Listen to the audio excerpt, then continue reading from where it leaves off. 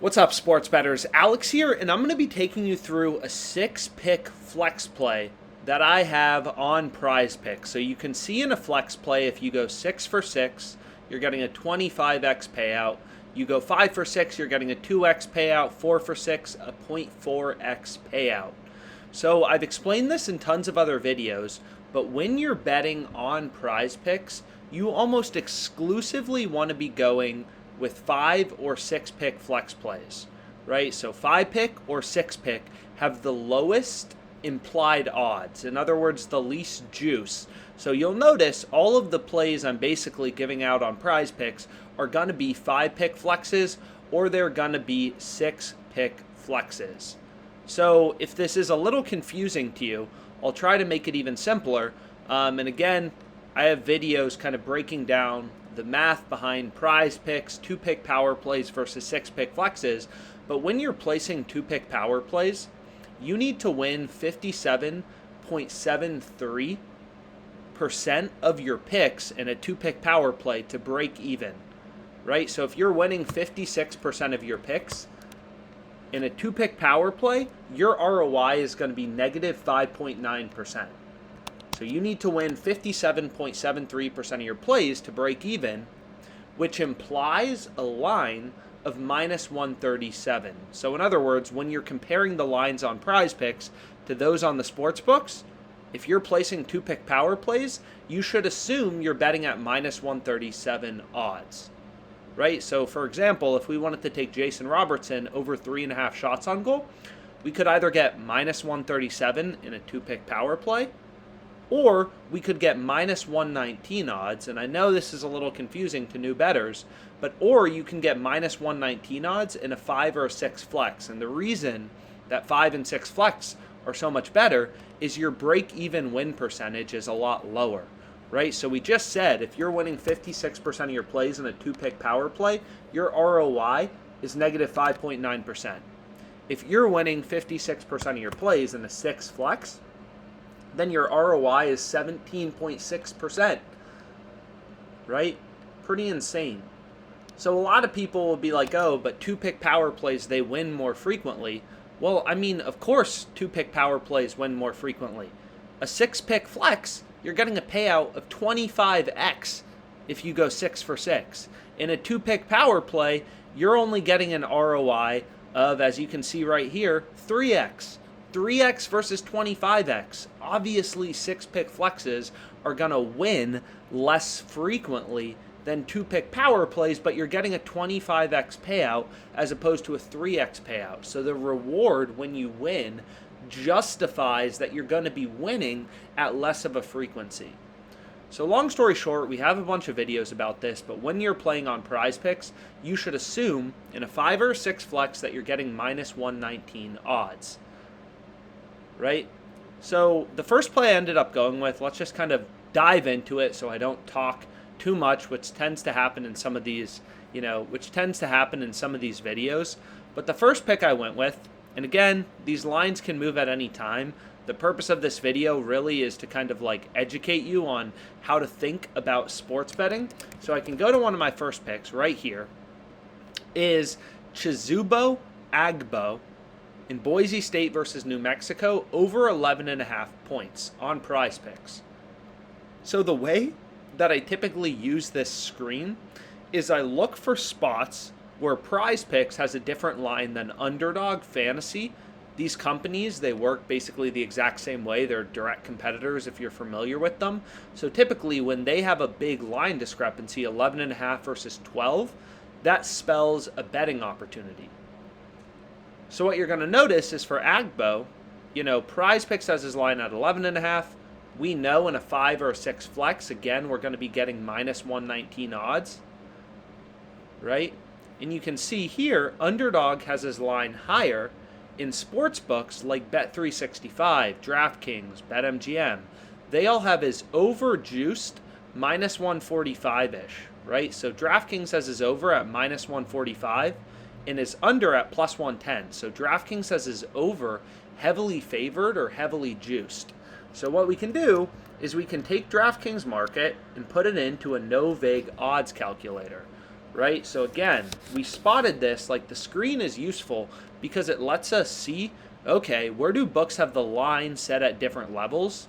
So here it's like, okay, every book has the line set at 8.5 points for Hosea Alec. Doesn't seem like there's a lot of value anywhere. Here for Jamal Mashburn, all books have his line set at 18.5.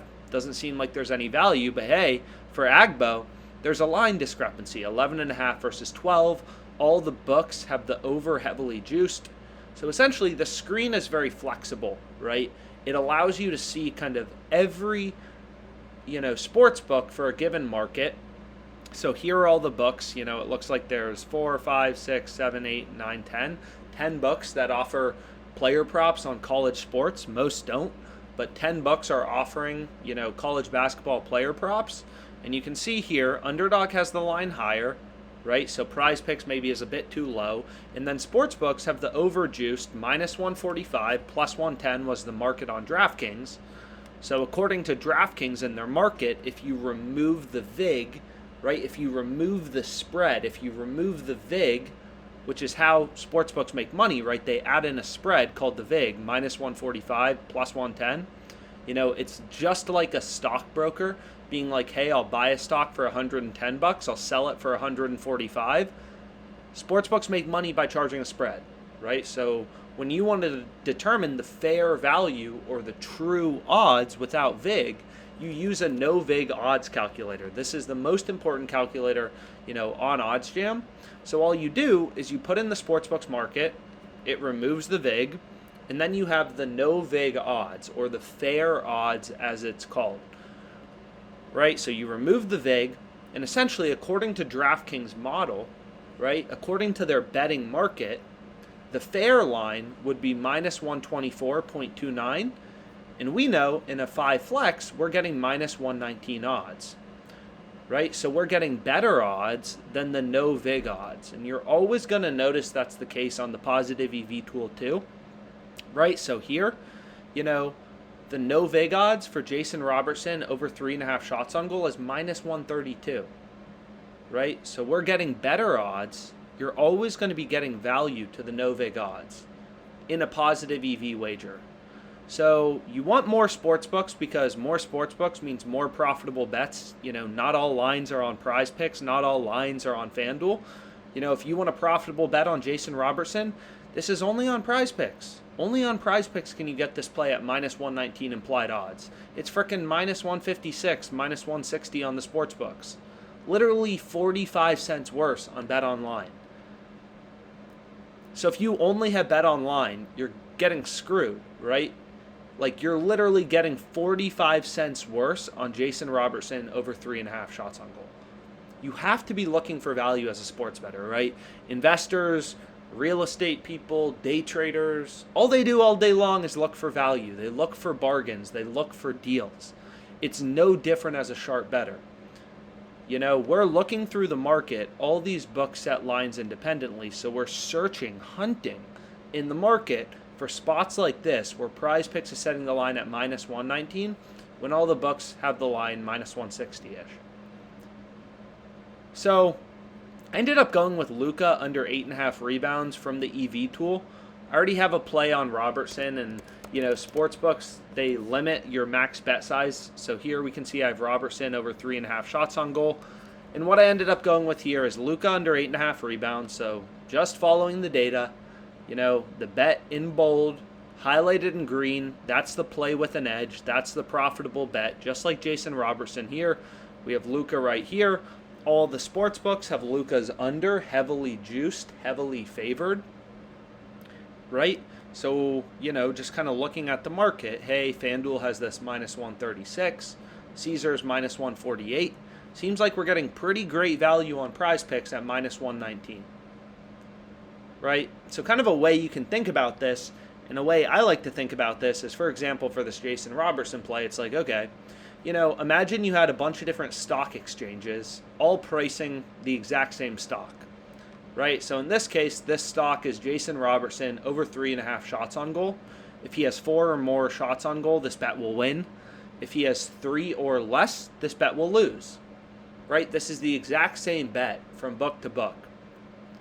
It's crazy, right? If you think about it, because this is the exact same bet, the exact same asset, and you have dozens of different prices on it. It's like having dozens of different, prices for Bitcoin.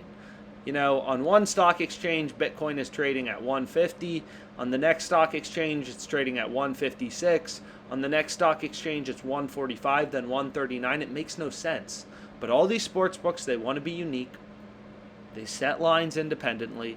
So as a sharp bettor, it's pretty clear to us, even if you don't want to learn the math and how to back out your edge, your profit margin, which is under this, percent column, it's just like, okay, BetMGM is telling us this stock is worth $150. FanDuel is telling us this stock is worth $156. DraftKings is telling us this stock is worth $145. And you keep going through, and it's like, okay, do you want to buy the stock at $119? And it's like, yeah, no shit, right? Like, all of these books have this around minus 150, minus 160. We're getting it minus 119. It's an absolute no-brainer. Absolute no-brainer. So, again, this is the 6-pick flex I ended up going with. All overs in college basketball, then one under in the NBA. $80 to win 2K. We're getting minus 118.4 odds on all these plays. As we've explained in other videos, 54.21% break-even win rate implies minus 118.4 odds. 6-pick flex, all plays from the screen or from the positive EV tool. Just hunting for an edge, right? Following the data, no emotions,